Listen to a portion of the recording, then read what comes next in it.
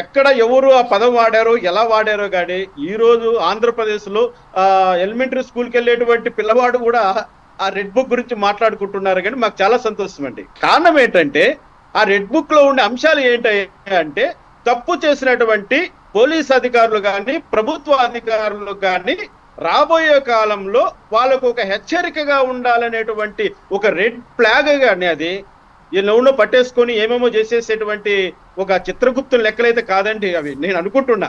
ఎందుకంటే చిత్రగుప్తుని దగ్గర ఉన్న బుక్ లో ఉన్న లెక్కలు తేల్చేస్తాయి, అవి అందరి తాట తీల్చేస్తాయని మనం అనుకుంటున్నాం.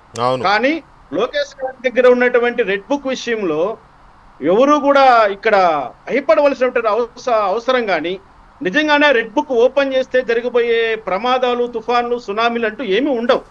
వాస్తవానికి ఆయన ఆ టైంలో ప్రజల దగ్గర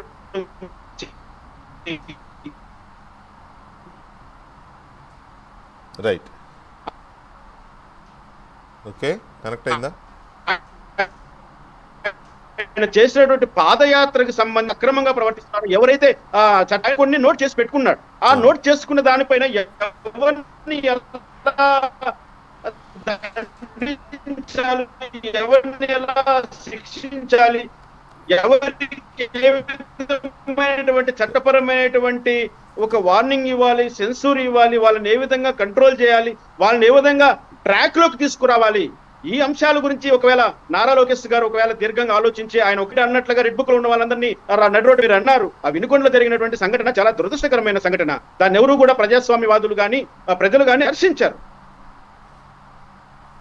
కానీ అది ఏ సందర్భంలో ఎలా జరిగింది అనేది పోలీసు వాళ్ళ విచారణలో తేలినటువంటి అంశాలు. అసలు వాళ్ళిద్దరూ కూడా వైసీపీ కార్యకర్తలు అయినప్పుడు తెలుగుదేశం వాళ్ళ ప్రస్తావన ఏంటండి?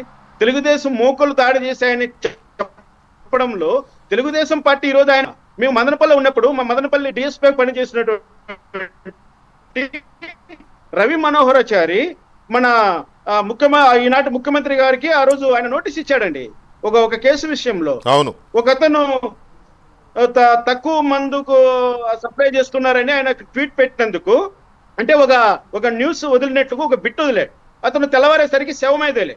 చంద్రబాబు నాయుడు గారు ఏమన్నారు? అతని యొక్క మరణం పైన తల్లిదండ్రులు అనుమానం వ్యక్తం చేస్తున్నారు, దీన్ని పూర్తిగా విచారణ చేయాలి అని చంద్రబాబు నాయుడు గారు చెప్తే ఆ రవి మనోహరాచారి డిఎస్పీ గారు ఏం చేశారు? మదనపల్లి డిఎస్పీ గారు ఏకంగా చంద్రబాబు నాయుడు గారికి 91 సిఆర్పిసి నోటీస్ ఇచ్చాడు.